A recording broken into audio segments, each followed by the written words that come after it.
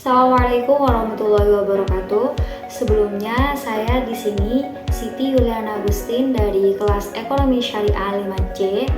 Di sini saya akan memenuhi salah satu tugas dengan makul mata kuliah Koperasi Syariah dengan tugasnya pembuatan video dari PPT yang sudah kita buat sebelumnya. Temanya saya di sini yaitu struktur dan susunan koperasi konvensional maupun syariah. Langsung saja, selanjutnya yang pertama kita di sini akan membahas pengertian koperasi syariah sendiri. Koperasi sendiri adalah organisasi bisnis yang dimiliki dan dioperasikan oleh orang-orang demi kepentingan bersama. Koperasi di sini melandaskan kegiatan berdasarkan prinsip gerakan ekonomi rakyat yang berdasarkan asas kekeluargaan. Prinsip koperasi sendiri adalah suatu sistem atau ide-ide abstrak yang merupakan petunjuk untuk membangun koperasi yang efektif dan tahan lama. Dan sedangkan kewirausahaan koperasi sendiri adalah suatu sikap mental positif dalam berusaha secara kooperatif dengan mengambil prakarsa inovatif serta keberanian mengambil risiko dan berpegang teguh pada prinsip identitas koperasi dalam mewujudkan terpenuhinya kebutuhan nyata serta peningkatan kesejahteraan bersama. Koperasi berdasarkan hukum menurut Undang-Undang Nomor 12 Tahun 1967 adalah organisasi ekonomi rakyat yang berwatak sosial beranggotaan orang-orang atau badan hukum koperasi yang merupakan tata susunan ekonomi sebagai usaha bersama berdasarkan asas kekeluargaan. Selanjutnya di sini kita akan membahas tentang perbedaan koperasi konvensional dan koperasi syariah.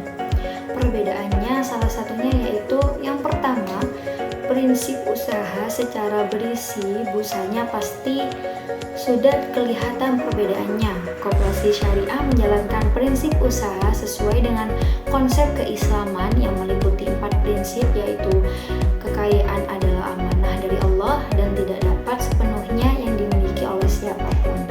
Yang kedua, sistem balas jasa koperasi syariah dan konvensionalnya mempunyai perbedaan dalam sistem pendapatannya. Koperasi syariah menggunakan sistem bagi hasil sebagai balas jasa nasabah, sedangkan koperasi konvensional menggunakan bunga. Perbedaan yang ketiga yaitu produk-produk konvensional dengan syariah juga berbeda. Di koperasi syariah, produk yang ditawarkan kepada nasabah atau anggota dijual secara tunai.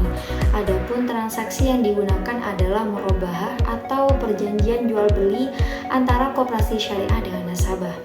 Yang keempat, koperasi syariah membeli barang yang diperlukan, kemudian menjualnya kepada nasabah yang bersangkutan sebesar harga perolehan ditambah dengan margin atau keuntungan yang disepakati keduanya. Sedangkan pada konvensional, sistem kredit baik itu dalam jual beli maupun modal. Dan untuk perbedaan yang terakhir yaitu zakat. Koperasi syariah menjadikan zakat sebagai hal yang dianjurkan bagi para nasabahnya karena koperasi ini juga berfungsi kepada institusi ziswaf, sedangkan bank konvensional tidak menjadikan usahanya sebagai penerima dan penyalur zakat. Untuk pembahasan selanjutnya, di sini saya akan membahas mengenai struktur dan susunan koperasi konvensional maupun koperasi syariah. Dalam menjalankan fungsinya sebagai organisasi koperasi harus memiliki perangkat atau struktur yang jelas, di mana struktur koperasi dibagi menjadi dua, yaitu struktur internal koperasi dan struktur eksternal koperasi. Untuk pengertian struktur internal merupakan struktur pelaksanaan kegiatan atau tugas di dalam sebuah lembaga koperasi yang meliputi rapat anggota, pengurus koperasi, dan pengawas koperasi. Nah, rapat anggota di sini merupakan pemegang kekuasaan tertinggi dalam koperasi. Sedangkan pengurus koperasi merupakan orang-orang yang mengelola koperasi dan dipilih oleh semua anggota koperasi saat rapat anggota. Dan yang terakhir, pengawas koperasi merupakan orang yang mengawasi kinerja koperasi dan dipilih saat rapat anggota, di mana tugas pengawas adalah melakukan pengawasan atau audit terhadap pelaksanaan rapat atau bahkan pelaksanaan koperasi. Selanjutnya yaitu struktur eksternal koperasi, yaitu struktur koperasi yang berdasarkan jenjang koperasi itu sendiri, yang di dalamnya meliputi koperasi induk, koperasi gabungan, koperasi pusat, koperasi primer, dan bahkan anggota koperasi primer sendiri. Nah, koperasi induk ini adalah koperasi yang minimum anggotanya terdiri dari 3 koperasi gabungan yang berkedudukan di ibu kota negara.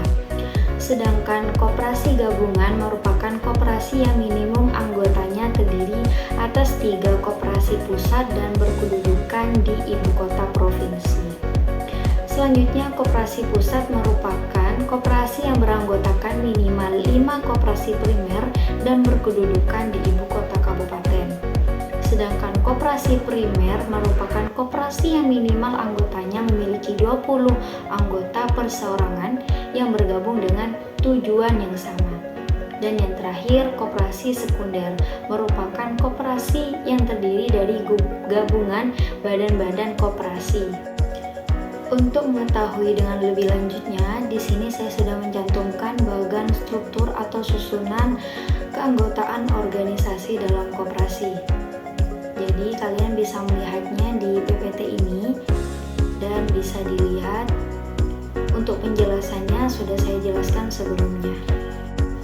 Berdasarkan uraian di atas, dapat disimpulkan bahwa koperasi pasti memiliki 3 struktur utama yang terdiri dari RA atau rapat anggota, pengurus koperasi, dan pengawas koperasi.